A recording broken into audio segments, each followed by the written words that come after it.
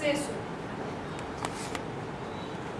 ત્રીજું પગથિયું, ત્રીજો એસ, જે કયો એ સેસો. સેસોનો મોસ્ટ ઇમ્પોર્ટન્ટ એ લોકોએ અર્થ એક જ કર્યો છે, સાફ સફાઈ કરવી. 5S માં પહેલા જ કીધું કે ખાલી સાફ સફાઈ સ્ટોરમાં, ટેબલમાં, કબાટમાં, ચેરમાં કરવી એમ નહીં, પણ એ સાફ સફાઈ કરવાનું લક્ષ્ય હોવું જોઈએ અને એનું ઓબ્ઝર્વેશન થવું જોઈએ અને એનું ઇમ્પ્લિમેન્ટેશન થવું જોઈએ. અને ક્યાંનું પિક્ચર લાગે છે? Very nice. કેટલા લોકો સિવિલ હોસ્પિટલમાં અને સ્ટર્લિંગમાં બે જગ્યાએ જઈ આવ્યા છે આમાંથી? Yes, okay. સિવિલ અને સ્ટર્લિંગ.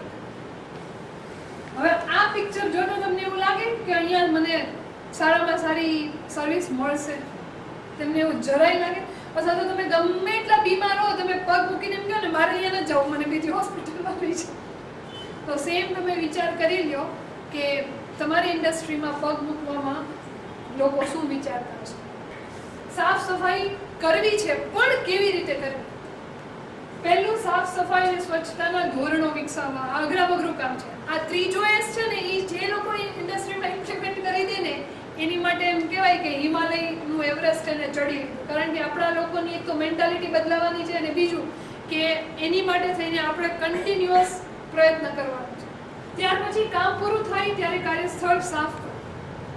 યસ, આ આપણે ત્યાં બહુ ઇમ્પોર્ટન્ટ છે કે નોર્મલી ઇન્ડસ્ટ્રીની અંદર અમે લોકોએ ઓબ્ઝર્વ કરીને અમારી પાસે આવેલું છે કે 6:30 છૂટવાનો સમય હોય ને ત્યાં લગભગ બધા જ જવાની ઉતાવળમાં હોય. કોઈ ટૂલ એની જગ્યાએ ન હોય, કોઈ વસ્તુ એની જગ્યાએ ન હોય, કોઈ ઓઇલ ઢોળાનું હોય, વસ્તુ ઢોળાની હોય તો સાફ ન થયું હોય, મશીન કોઈ સાફ ન થયું હોય, ટેબલ ઉપરથી પેપર ન ગયા હોય. ઘણા લોકો તો પીસી બંધ કરવાનું, એસી, પંખા, લાઇટ આ બંધ કરવાનું બધું જ ભૂલી જાય.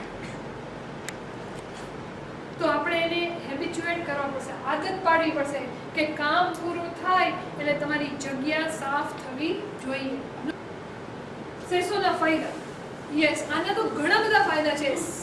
સિયરી અને સેટોન એના કરતાં વધારે ફાયદા છે કે જેટલા બહારના લોકો આવે છે ને ઇમ્પ્રેસ થાય છે. તમને ખબર છે કે આપણે ઇન્ડિયનો ફોરેન કન્ટ્રીઝથી ઇમ્પ્રેસ થાય છે ને એનું રીઝન આ જ છે. સ્વચ્છતા, સુંદરતા, સિસ્ટમેટિક. સેસોને ઇમ્પ્લિમેન્ટ કરવાની જો કોઈ બેસ્ટ પાર્ટ હોય ને તો આપણી ઇન્ટરનલ જે સિસ્ટમ છે ને, વિચારોની સિસ્ટમ, એ આખી ચેન્જ થાય છે. એમાં પરિવર્તન આવે છે. કાર્યક્ષમતામાં વધારો. બટ ઓબ્વિયસલી સાફ સફાઈ હશે, ચોકસાઈ હશે તો બધાને કામ કરવું ગમશે જ.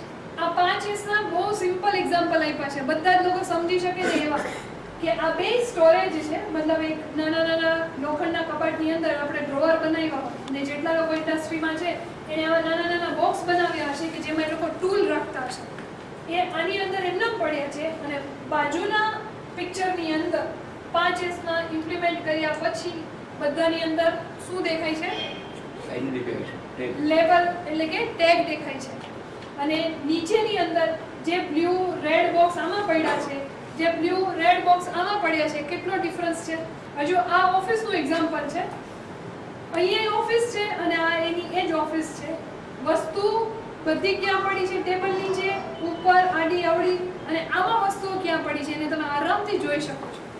આમ તો ખરેખર આ બધું અનુભવ આપણે કર્યો જ હોય એને ખબર જ હોય, પણ વાંધો એ કે આપણે એને ઇમ્પ્લિમેન્ટ નથી કર્યું. એટલે તમને આના ફોટોગ્રાફ્સ બતાવવાનું એક જ રીઝન છે કે બિનજરૂરી વસ્તુઓ એની જગ્યાએ પહોંચી જવાથી એની જગ્યા પણ ક્લિયર થાય છે અને આપણને વસ્તુ પણ ચોખ્ખી દેખાય છે.